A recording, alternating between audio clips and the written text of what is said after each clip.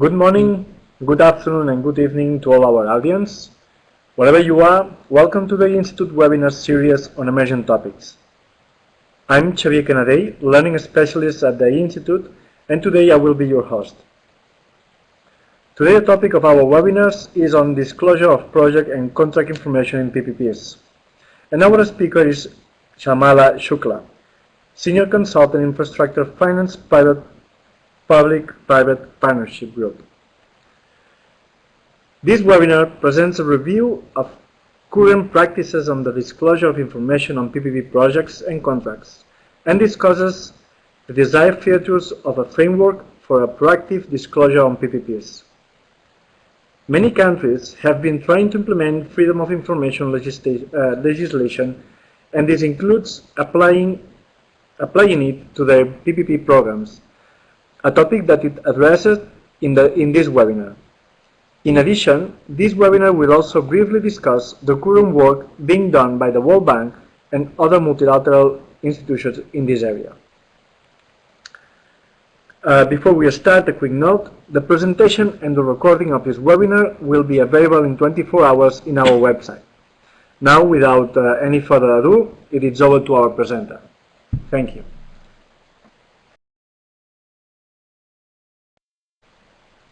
Hello everybody, it's a pleasure to have you with us for this webinar on disclosure of information in public-private partnerships.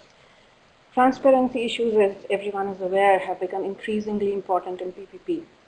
And one of the issues highlighted by stakeholders around the world, from OECD to developing countries, has been the relative lack of information flow into the public domain. FOI Acts, Freedom of Information Acts, have helped highlight the problem of PPP. And today, there is more transparency than there was perhaps several years ago. But the flow of information still seems to be pretty scattered, disorganized, and mostly inadequate. In this webinar, we will look at some of the issues in disclosure in PPP. The approach that we will follow today is very simple. I have here 7 areas which I will touch upon. We will look briefly at the relevance of disclosure, some challenges it may present, and the issue of optimal disclosure, followed by a look at some research in this area by the World Bank. And at the end of the presentation, we will look at a framework for disclosure, which we are still refining and working on, future work in the area, as well as a quick look at other initiatives coming up in this space. Work on disclosure of information in PPP is a part of our larger work on open government, and we have partnered with COST in this. If you look at the bottom of this slide, we need to change the slide. Yeah, if you look at the bottom of this slide, this content is based on the World Bank research of 2012 to 13 and some recent preliminary research by a firm, Cambridge Economic Policy Associates, who are working with us. And this is more recent information, but largely on the surface right now as they delve more deeply into practices and policies in different countries. Do we need to talk about the relevance of disclosure? Sometimes when I talk to a more progressive PPP unit, I think not, but sometimes it is the opposite. I spoke to the PPP director of a country recently, and this country discloses exactly 5 items on each PPP project, including total value of project, name of the bidder, and a couple of less consequential things in addition. When we discussed the possibility of disclosing more, given that this country has a large upcoming pipeline, he said, and I quote him, more detailed disclosure thresholds may unjustifiably infringe on contract confidentiality and would not necessarily add value to the public policy objective of transparent governance. And then I get more convinced that we still need to talk about why PPP is relevant. If you look at this slide, you can see how much we have been investing around the world in different sectors. And then if you look at the figure on the bottom right, you will see that this amount is increasing. And it began at quite a low level in 1990, and it's quite high today. We have more than 5,000 projects which are PPPs and investment which is more than 2,000 billion. On top of that, a PPP is not just private investment. There's a lot of taxpayer money going into it. And the figure on the top right, if you see, is the payments the UK government expects to make under its PFI program for the next 20 years, between 7 and 10 billion annually. Other countries such as India and Mexico to pay, although in smaller amounts annually. Every PPP project has some level of financial or other form of support from the government. And when you're spending taxpayer money, it's obvious that we also need to look at giving them a lot of information on how we are spending this money. There are certain specific characteristics of PPP which make it all the more important that we disclose. Key among these would be that PPPs usually provide services that governments have the responsibility to provide to their citizens. PPP procurement is not only a very long process, but is complicated in addition, and contracts are long and could be subject to many variations over life. In other words, PPPs are dynamic, and over a longer period of time, they are more dynamic than any other type of project undertaken with government support. Given all of these features, it's very essential that we know what is happening in these and adequate levels of transparency are maintained. There's some amount of anecdotal evidence on the influence on stakeholder behavior of better levels of disclosure. Usually we find that for the public partner, more scrutiny means greater emphasis on the public interest orientation of the project, as well as a better procurement process. For the private partner, it could help put pressure in terms of performance, and it could also lend greater comfort to the private investor in terms of having a better procurement process, a process which is more transparent. For the public and other stakeholders involved, disclosure leads to more awareness, and in turn, it leads to better articulation of their feedback. So I think stakeholder feedback is vital in PPPs, and this can only happen if there is adequate disclosure of project information. On this slide, I've put together the various benefits of PPP disclosure, and basically, focusing on proactive disclosure versus reactive. I've already talked about a few of these, and some new ones which I haven't talked about yet are reduction in costs and time related to attending to FOI requests, and then the potential to increase research in the area of PPPs, which is totally inadequate as of today, and the potential to improve information management within governments and create effective feedback loops. Lack of information circulation within government itself could be a major problem. Many years ago, I was working in India on the financial clauses of a power purchase agreement, and around that time, this was around the time after the double power project in India had run into problems. While there was some information filtering out, I needed to understand the clauses of that agreement in detail and needed to look at these. I tried over several months. I was in government at this point of time, working as an official of the government of India. And over several months, I tried to get access to the information, but could not, as I would run into a stone wall of silence each time I asked about the specifics of contract language in that particular contract.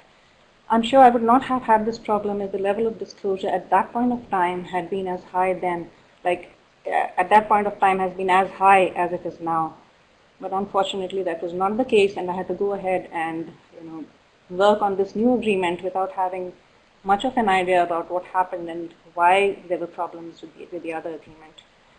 To wrap up, disclosure is important whether you consider it as an end itself or a means to an end in terms of why disclose. But at the same time, I wouldn't say it's all easy to disclose and put out information on projects. There are several issues that one has to face while looking at disclosure in PPP projects. And weakening of government's negotiating position is the one prime reason that you hear governments coming up with when you talk about disclosure. And that you have to be very careful on this. There are certain pieces of information which the government cannot disclose at certain points of time. And we need to look at what these pieces of information are. Then there could be several issues surrounding the interpretation of what is confidential information. Usually the guidance on this is quite thin. We will come to that later on in this presentation, but that's one of the problems that governments usually face.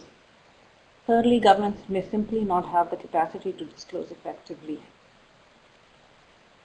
The fourth problem that I have highlighted, special problems of old contracts. We have seen the problems of old contracts also acting as impediments to disclosure. For example, when Nigeria embarked upon creating a guidance for PPP disclosure, we have a couple of people from Nigeria here, as I can see in the chat box. And Gabriel Nanso Ikanem is also here, and we worked together on this, and he knows very well about it. We found some clauses in some of the old contracts which created perfect barriers to disclosure, and we needed to do a lot of consultation with the private sector to really get them to agree to disclose some of these contracts. Some of the other challenges which we will not specifically talk about in this presentation are the issues of technology, cost and effort, and these could really spell disaster even if a government wants to put everything online. We have cases of governments which have put up bulky contracts in the highway sector, each maybe say 500 pages, 1,000 pages, and you can't open them. So it then becomes equivalent to no disclosure at all. So technology is very important. The cost and effort involved sometimes to create that kind of platform could also be a little higher than many governments would like to spend on. But the biggest challenge I feel could be skepticism and a belief that disclosure is an impediment and a problem, a feeling that is perhaps getting less common now but still exists.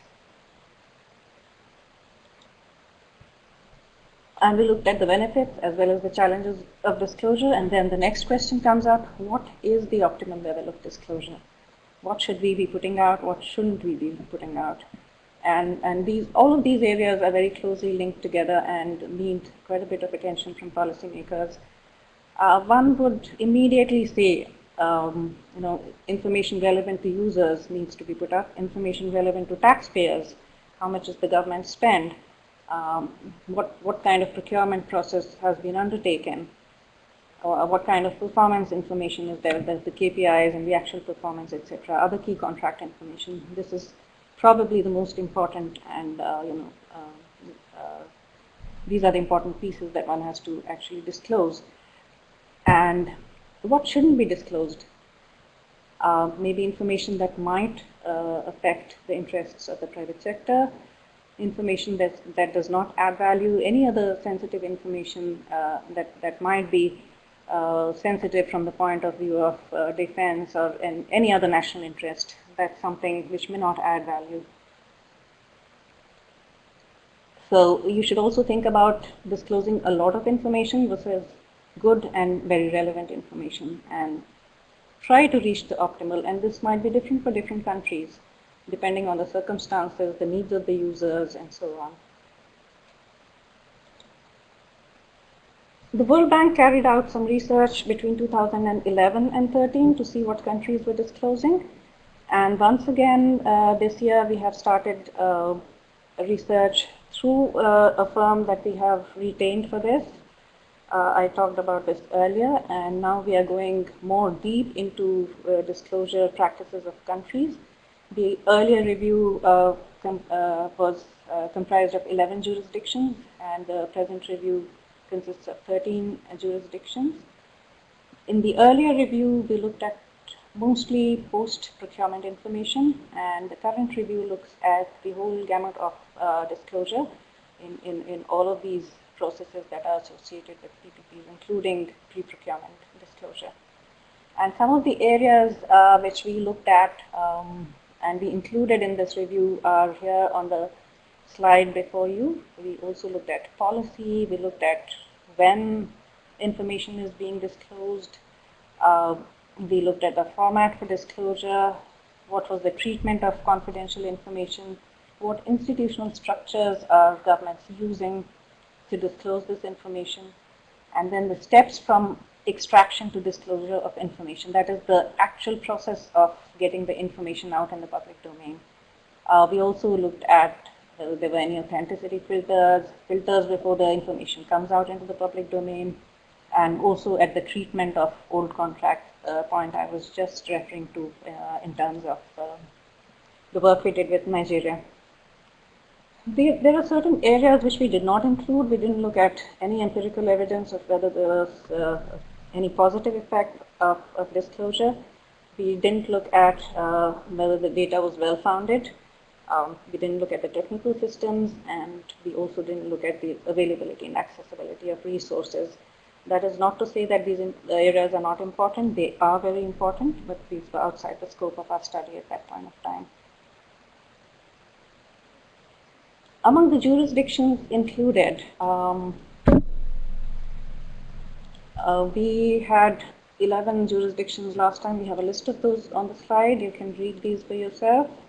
And the current research that we are doing includes 13 jurisdictions. There are a few differences between the two, and this will be a deeper study than our earlier study. We've tried to include as many countries from around the globe as we could. Africa is slightly underrepresented, but we are trying to increase, get more countries on board there. And what were the sources of our information in this, these studies and the current study included? We're looking at the whole gamut of policy, whether it's legislation, whether there are smaller codes, guidances, sector policy, regulatory requirements by maybe independent regulators in many of these countries, statements on projects and programs put out in front of parliament or put out in front of the press. And in terms of practices, we're looking at databases, websites, selected projects and contracts. In a new review, we look at a set of projects in each of the countries or jurisdictions we have picked up. And apart from that, perspectives are very important in terms of disclosure, and we are making it a point to talk to all the stakeholders involved, including from the private sector, the government sector, especially the PPP units who are putting out information, and also civil society organizations who have a lot to give to us in this area.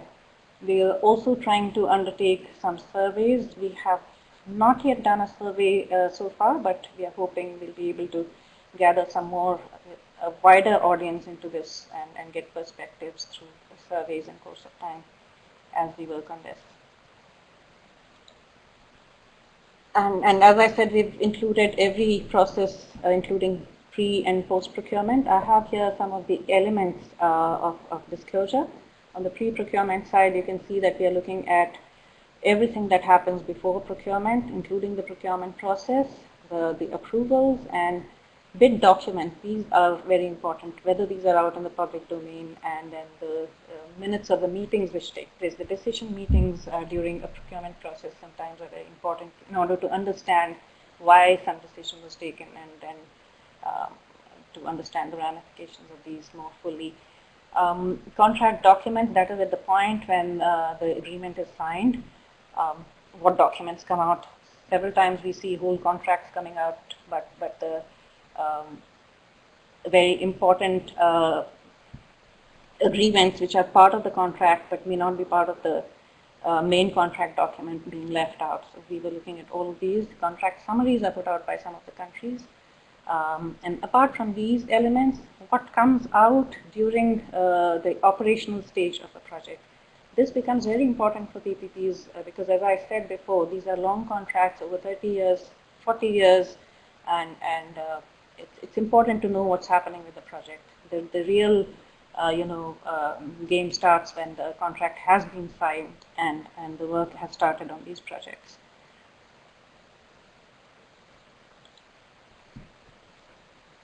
I spoke a little bit about this, reactive versus proactive disclosure. We found pretty high levels of reactive disclosure in most of the countries, and in response to specific requests under the FOI Act, where a bit of information is brought out, it's given out. However, now our focus is on proactive disclosure, whether it's non-mandated or mandated. What are governments putting out on their own, the readily accessible information, which is what actually informs the general public and other stakeholders involved. I'm showing here on this slide a table which has been, which is part of the research done by SIPA for the World Bank, which has just come in. We have not discussed in detail these results, but I'm giving these out just for, it's a glance at what is being done and to give you more of an idea about what exactly this research is all about. And as you can see, many of the countries do have a proactive disclosure policy. They do have a PPP pipeline. Many of them are putting out bidding documents for their countries. All of them seem to have project databases. We're not talking about the quality of this database, but they do have a database, and that's a good beginning. There's project information available on specific projects. We are also not talking about how good is this information. We'll look at that in course of time. And full contracts, surprisingly, are given out by quite a few countries. How effective is this disclosure of full contracts? That's also something we need to look at. And then contract summaries are being put out by very, very few countries. This needs quite a bit of work in order to extract the most useful and best information, or what we call the optimal information out of a contract, and to put it out in the form of a contract summary. And when we were working with the Ministry of Rural Development in India on putting out information on contracts, they very readily put out some of the Pura contracts that they had signed, but it was more difficult for them to, because the number of contracts is increasing every day. It's very difficult to make contract summaries and put them out, unless you do it at the point where you are signing the agreement. But if you want to do it for 150 contracts or 900 projects in India, which have been signed over a period of 10 years, it becomes a very cumbersome and difficult procedure. This is another table. This is also SIPA research for the World Bank. And from this month, there's a very new piece of information that's come in now. And as you can see that our disclosure, in the other table you saw a lot of people disclosing a lot of things. Here you can see that the information is much less. For example, the KPIs, key performance indicators, few of them put this out. Monitoring and evaluation reports, even fewer. And in our last research, we had looked at performance information, and we didn't really see too many of these, projects. Really, we didn't know what the projects were doing. We did know that a project was supposed to give X services, but was it giving all those services? Were we getting, service levels at the agreed standards? So that is something we don't know. It's like, you have a blast of information when the contract is signed and information is put out in the public domain. 2 years down the line, you really don't know what the project is doing, and there's almost a blank. In terms of procurement websites, all of them have central procurement websites. Again, validation of published documents. Is there some process of filtering? There doesn't seem to be too much on this. Some of the findings, some more of the findings, all jurisdictions have general legislation, but general legislation usually doesn't go deeper into contracts or privately financed contracts, except in the case of a few countries in Latin America and some of the OECD countries. It doesn't provide for proactive disclosure always, except in a few countries. We also looked at whether each of these countries has a specific guidance or law in terms of disclosure of PPP projects or public works contracts or contracts in general. There was quite a bit here, and we did find different kinds of guidance on how to put out information, what information to put out. Perhaps the clearest guidance was in the case of Victoria, New South Wales, both in Australia. UK also has some, it's new guidance actually from 2011 onwards, guides to publishing new contracts. These are pretty clear. India has a draft PPP policy which has some good clauses for disclosure, but unfortunately this is not yet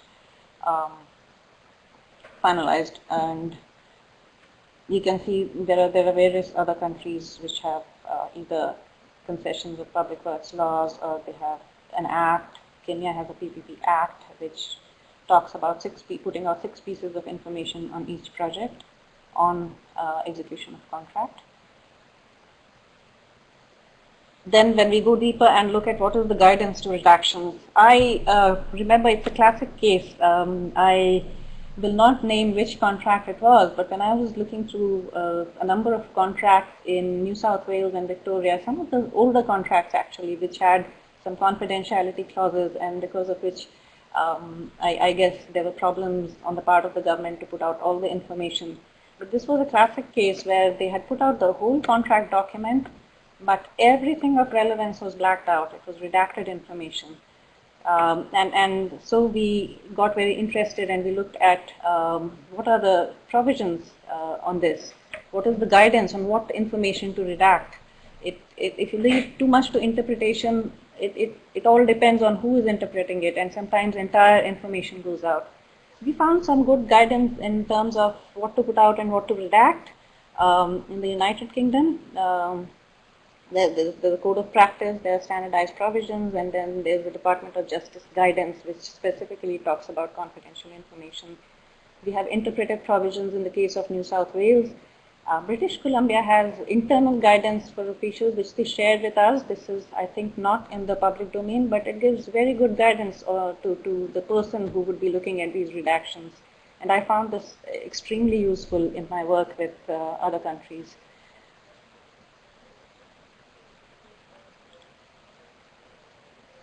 These are some of the findings from individual countries. I won't go into each of these, but will highlight some of the specific findings which were useful to us as we looked at an optimal disclosure framework. We found that in the case of New South Wales and Victoria, their contract and project summaries are extremely important and give out a lot of the information. You feel as if you know the project once you've read one contract summary. The only drawback on this is that some of these contract summaries are very long, and it's even difficult to go through those for a person who's not really persevering or patient.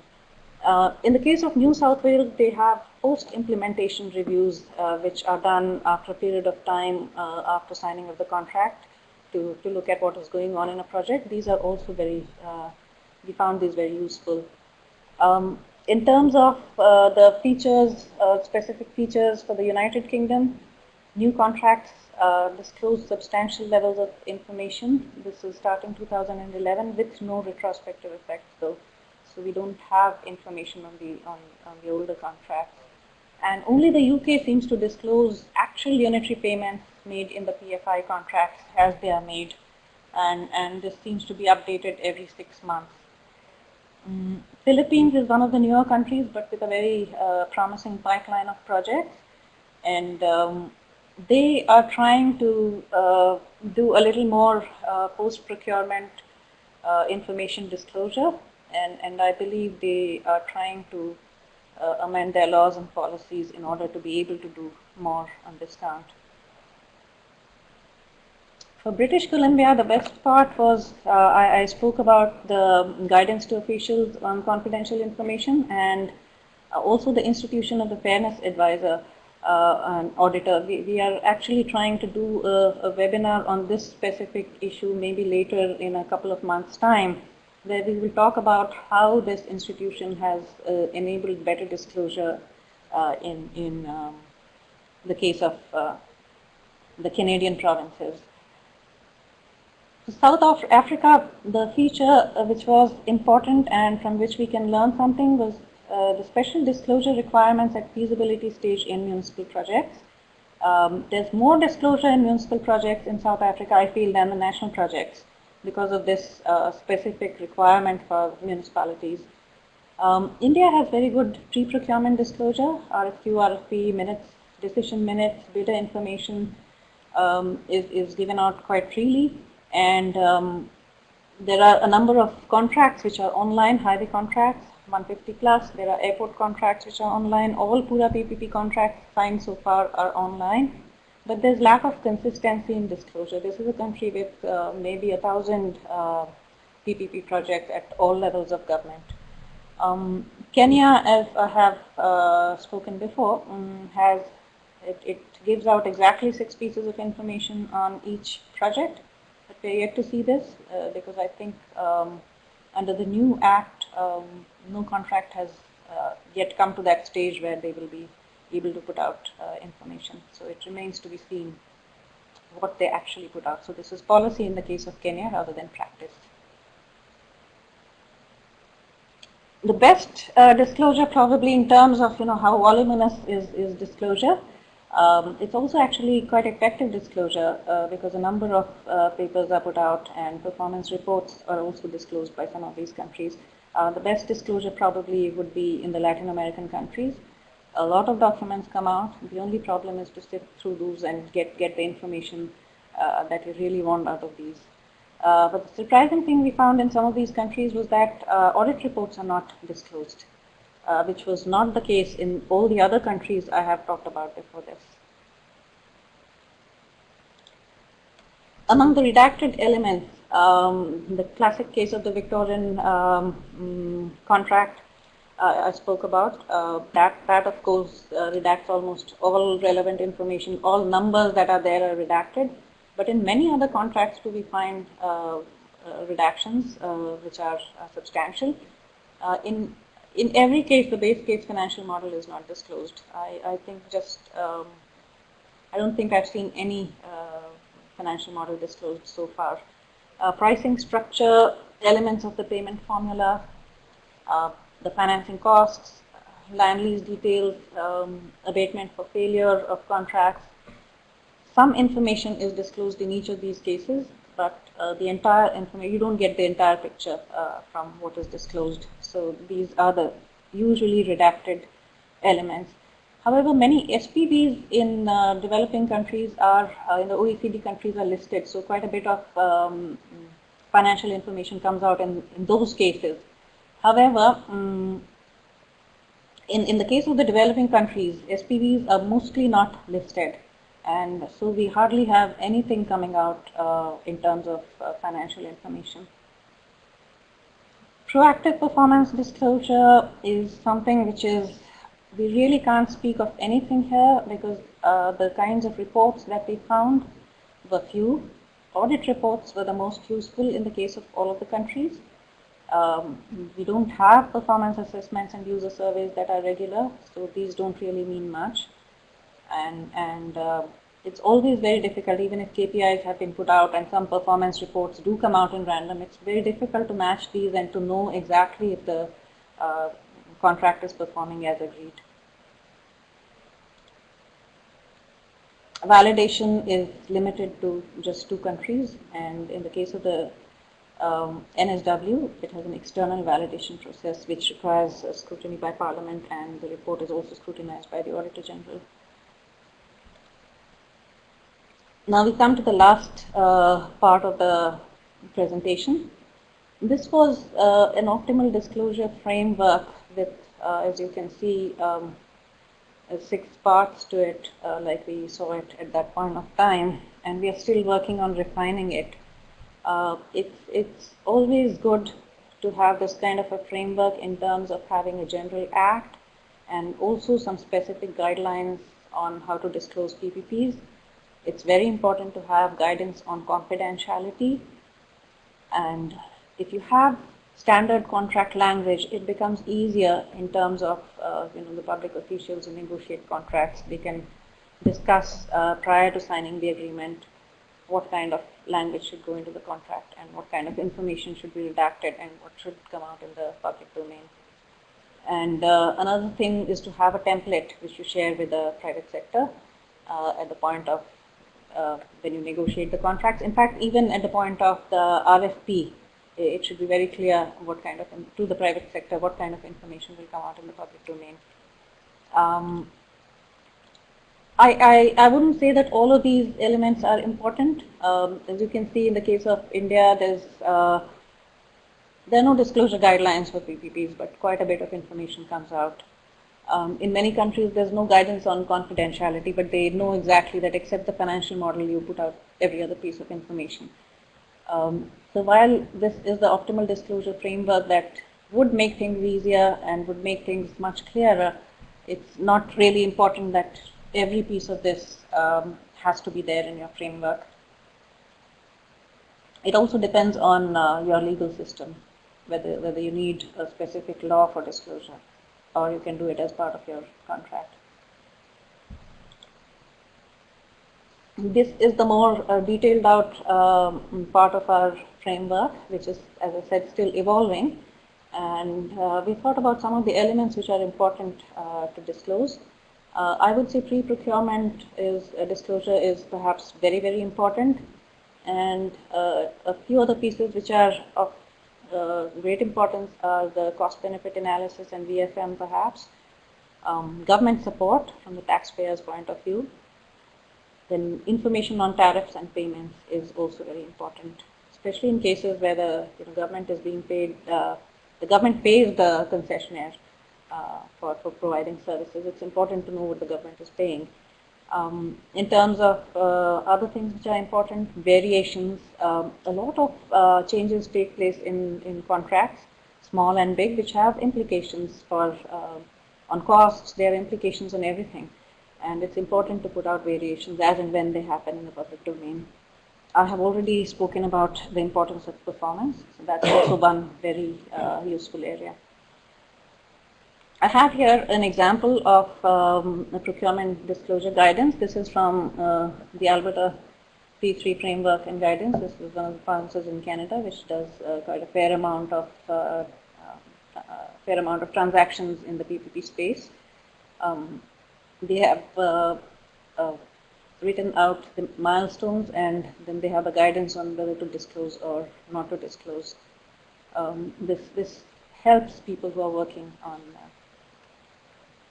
PPP procurement and contracts to know exactly what they should put out and shouldn't. So it is no longer an exercise where you have to use a lot of discretion, although some amount will be called for. In terms of further work, we will be completing our ongoing review. We will keep collecting good practice cases. So those of you who are here and who are working on such issues, if you would like to share something, my email is there. You can always come in and contribute to this work.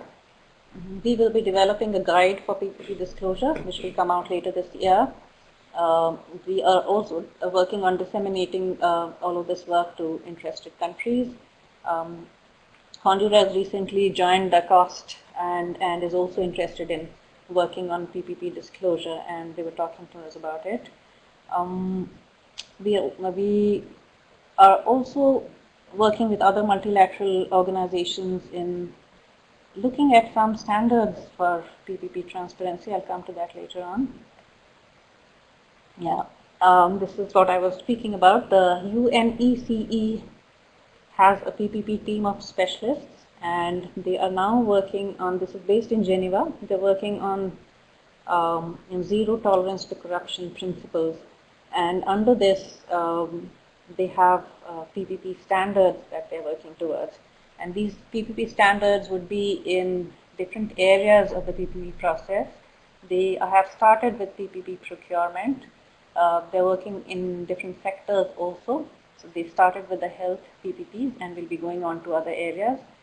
And they are also contemplating starting work on certification process for these standards. What these will look like and how these will evolve remains to be seen. In some of these areas, we are also working with them.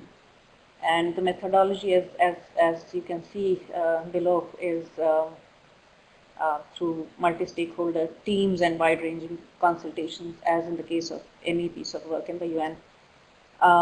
Now I will end my presentation, and I urge you to read our earlier publication on post-procurement disclosure of information in PPP, which is available at this link. And also watch out for our guide to disclosure of information in PPPs end of this year. I have here some useful websites that you can look at. And that is the end of the presentation. You can, we will now go over to the questions. We have some 3 questions for you, Javid. Well, actually, I'm sorry, because the presentation took us quite a lot of time. We will skip this full question. We will move forward to open questions, which already have quite a few. Are you ready? I've been quite busy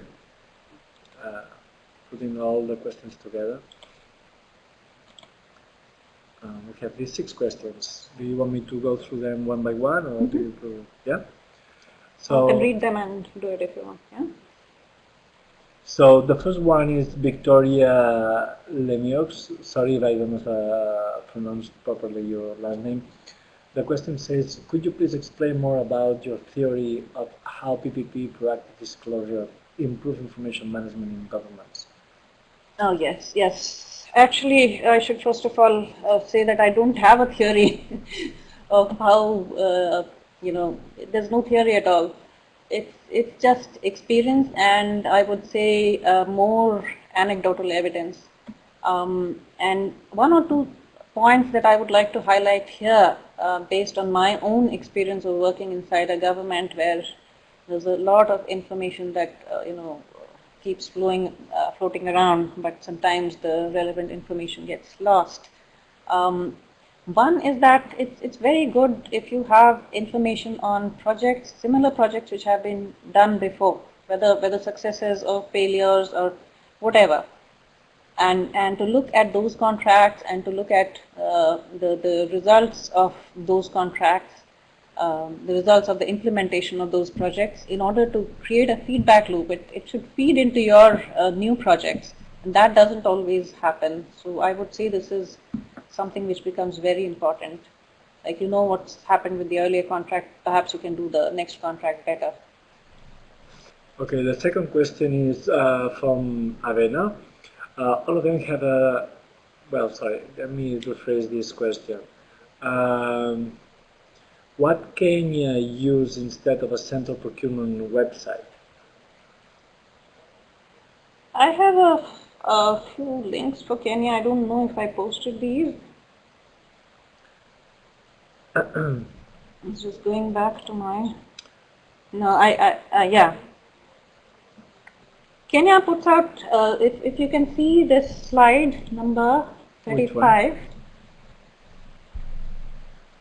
Kenya doesn't put out a lot of information currently, but you could go to these 2 websites which we have here, and this is out of the recent research which has been done by SIPA. You could go to these 2 websites and check out the information here. Like I said, they haven't signed contracts under the new PPP Act. There's 1 contract which was on the point of being signed, so you won't really find too much information out there. And many projects are not yet into procurement. They're at pre-feasibility or feasibility stage in the case of Kenya. Yeah. Let me take advantage of this moment to say again that the recording of this webinar will be available in 24 hours, also with the presentation.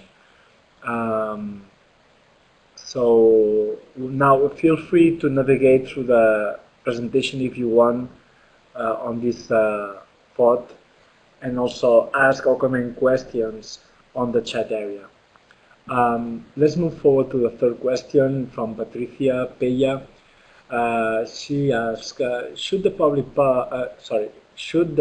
body in charge of the design of the contract have a say on a future contract amendments? Well, usually it does have a say on future contract amendments, because it's the public body is part of the contract, if I understand correctly what you're saying. So it's a part of the PPP contract. It's the public element or the public party which is signing the contract with the private sector. So it would obviously have a say on all future contract amendments as a party to the contract. Next question from Sylvina Lindner, sorry. Which legislation could be considered a model to follow according to your experience or CEPA report? Which country? Well, usually it does have a say on future contract amendments, because it's the public body is part of the contract. It's the public element or the public party which is signing the contract with the private sector. So it would obviously have a say on all future contract amendments as a party to the contract. The CEPA report is still preliminary, and they are still delving deeper into the legislation as well as practices. But I would suggest you go to slide 33, where I have some links for New South Wales. Theirs is the most comprehensive legislation as far as uh,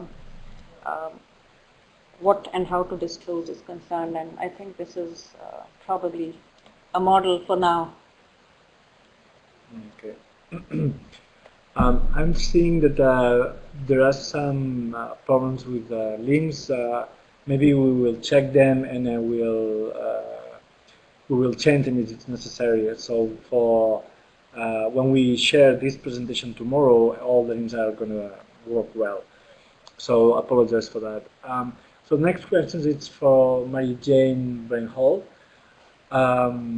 While requirements for high levels of disclosure is important for transparency and all the good that comes from that, requirements that are too high many discourage private interest, and potential private partners and investors will look at the PPPs in order to in other countries that have lower disclosure requirements. Result is less competition. To what extent did you look at disclosure requirements as a barrier to private involvement?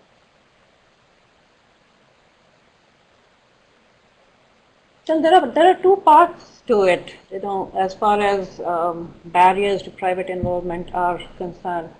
One is the part which deals with disclosure, and that's also important because you need to put out into the public domain, and you need to let the investors, the bidders, actually know what you're talking about, what your contract is going to look like, what your draft contract, proposed contract is, and what are your terms, and what kind of proposal are you seeking. What are the details of this project that you want to do. So you need to put all of that out, and that creates a level of comfort in the private sector. But the second part of it is the requirements, and you have also talked about that in your question.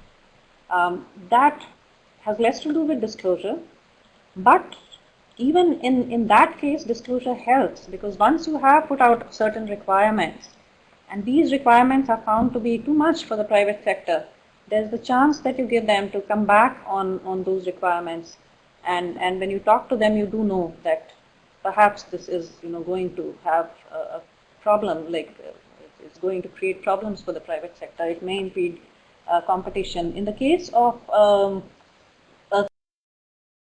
specific giving you the case of a specific project, in the case of Pakistan, they were putting out bidding out some silo projects, and RFQ went out, and there was a round of discussions on this, and then a lot of bidders came in, they were interested.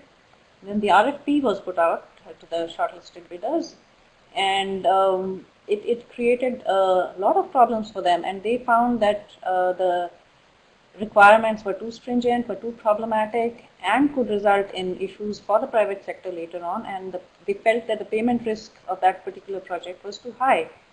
And after an interval of around a year, the government has again come out with a new RFP, and in this they have taken care of these stringent requirements, and the projects are now more palatable to the private sector. So I would say that disclosure always helps. It initiates discussions with the private sector, and to that extent it is very, very important. Another question from Victoria. She says, aside from the types of information in an optimal disclosure framework, have you thought about form of disclosure, for instance, open source or the mechanism for disclosure, open data portals? We have thought about databases, open data portals, but we have mostly thought about the format rather than, also the technical, issues involved in that. Like I said, we have probably left out something which is quite important, and hopefully we'll come to that at some point of time when we have an optimal disclosure framework, a refined one to share with everyone. At that point of time, we can also think of these, and going ahead, like we can think of PPP databases, open portals, etc. All a question from Davina Levy. Are the access of information policies of the World Bank and or the IFC applicable to the PPP disclosure? It's like this. In a lot of PPPs worldwide, you don't have direct World Bank or IFC. You might have IFC on the private side, but on the as far as the World Bank is concerned, you don't have direct investment in those cases. And PPPs and they come with a they come with the baggage of the country's disclosure policy. All of these contracts. So I wouldn't say that the disclosure policy, which is applicable to the World Bank or the IFC projects, becomes fully applicable to PPPs everywhere. It might become applicable wherever there's investment from the side of the World Bank. For example, it could be in the case of a project in Karnataka in which the government support part of it is through a loan from the World Bank.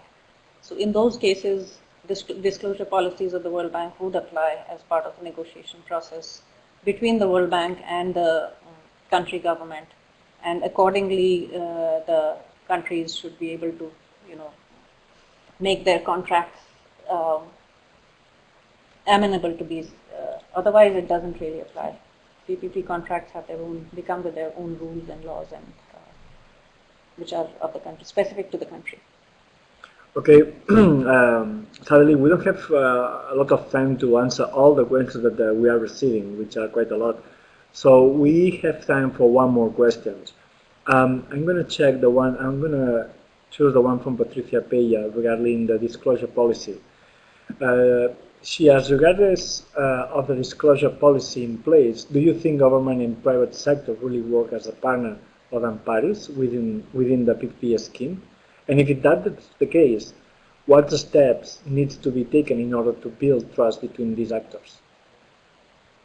Well, this is a very large, it's a larger question, and it's very, very important. It depends, because in different contexts, government and private sector work differently, and things have also changed with time. There was a time, I have worked as part of the government and outside the government also. There was a time initially when PPPs had started, when I think the private sector as well as the government looked at each other as adversaries rather than partners. But that is beginning to change, because each knows that without the other, that particular project will not become possible. And they are, I think, beginning to work, this is my own view, but I think they are beginning to work more as partners in every country around the world. Okay, thank you very much. Thank you, Shamala, for this fantastic presentation. It was really interesting. Thank you to our audience also for this participation. Before closing the webinar, I would like to give the opportunity to Shamala to share to share your final reflections. This work is basically in its, I would say, infancy. There's a lot that needs to be done on this.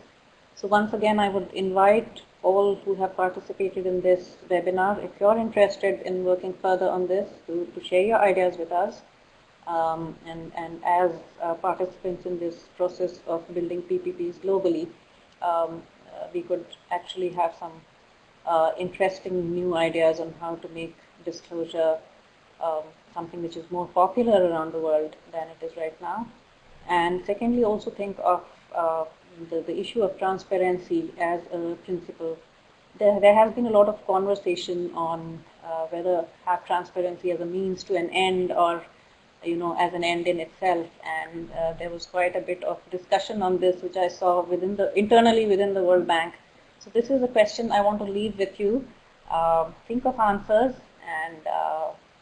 and why you think so is something which we will be interested in, and it would be good if you can share with us. My email is on the first slide of the presentation. You can always write to me. Thank you.